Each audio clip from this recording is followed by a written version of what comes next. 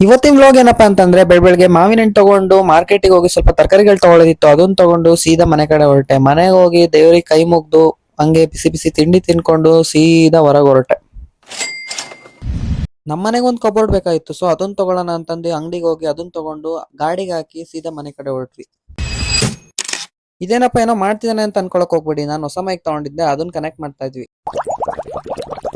ನಮ್ ಕಡೂರಲ್ಲಂತೂ ಸಿಕ್ಕಾಪಟ್ಟೆ ಚಳಿ, ಅದಕ್ಕೋಸ್ಕರ ಅದ್ ತಿನ್ನೋಣ ಇದ್ ತಿನ್ನೋಣ ಅನ್ಸ್ತಾ ಇರುತ್ತೆ. ಹೋಗ್ಬಿಟ್ಟು ಕಾರ್ನ್ ತಗೊಂಡು ಇಡೀ ಮನೆ ತಿನ್ಬೋದತ್ಲ 1 kg ತಗೊಂಡು ಮನೆಗೆ ಹೋಗಿ ಎಲ್ಲಾರ್ಗು ಮಾಡ್ಕೊಟ್ಟೆ. ಇದನ್ನ ಹೆಂಗ್ ಮಾಡ್ದೆ ಅಂತಂದ್ರೆ ಕುಕ್ಕರಿಗೆ ತಂದಿರೋ ಸ್ವೀಟ್ ಕಾರ್ನ್ ಹಾಕ್ಬಿಟ್ಟು ಒಂದ್ 3 ವಿಷಲ್ ಹೊಡಿಸ್ದೆ. 3 ವಿಷಲ್ ಹೊಡೆದಿದ ತಕ್ಷಣನೇ ಅದನ್ನ ಗಾಳಿ ಆಡಾಕ್ಬಿಟ್ಟು ಅದ್ರಲ್ಲಿ ನೀರೆಲ್ಲ ಸೋಸ್ಬಿಟ್ಟು ಪೆರಿ ಪೆರಿ ಪೌಡರು, ಖಾರದ ಪುಡಿ, ನಿಂಬೆಹಣ್ಣು, ಉಪ್ಪುನ ಹಾಕ್ಬಿಟ್ಟು ರೆಡಿ ಮಾಡ್ದೆ. ಇದಕ್ಕೆ ಸ್ವಲ್ಪ ಬಟರ್ ಆಡ್ ಮಾಡ್ಕೊಂಡಿದ್ರಿಂದ ಟೇಸ್ಟ್ ಇನ್ನೂ ಸಕ್ಕದಾಗಿದೆ ಮಾತ್ರ.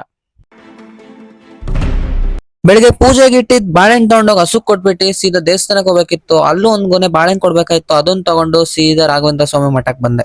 ಅಲ್ಲಿ ಬಂದು ದೇವ್ರ ಪೂಜೆ ಆಯ್ತು. ಹಂಗೆ ಬರೋ ದಾರಿಯಲ್ಲಿ ಈ ಪಾಪ್ಕಾರ್ನ್ ಕಾಣಿಸ್ತು. ಚಳಿಗಂತೂ ತಿನ್ಬೇಕಂತ ಅನಿಸ್ತು ಅಂತಂದ್ಬಿಟ್ಟು ಬಿಸಿ ಬಿಸಿ ಮಾಡ್ಕೊಡ್ರಿ ಭಯ ಅಂತಂದಕ್ಕೆ ಬಿಸಿದೇ ಮಾಡ್ಕೊಟ್ರು ಪಾಪ ಅವರು. ಅದನ್ನ ತಗೊಂಡು ಸೀದಾ ಮನೆ ಕಡೆ ಬಂದ್ವಿ. ಇವತ್ತಿನ ವ್ಲಾಗ್ ನಿಮ್ಗೆ ಇಷ್ಟ ಆದ್ರೆ ನನ್ನ ಅಕೌಂಟ್ ನ ಫಾಲೋ ಮಾಡಿ.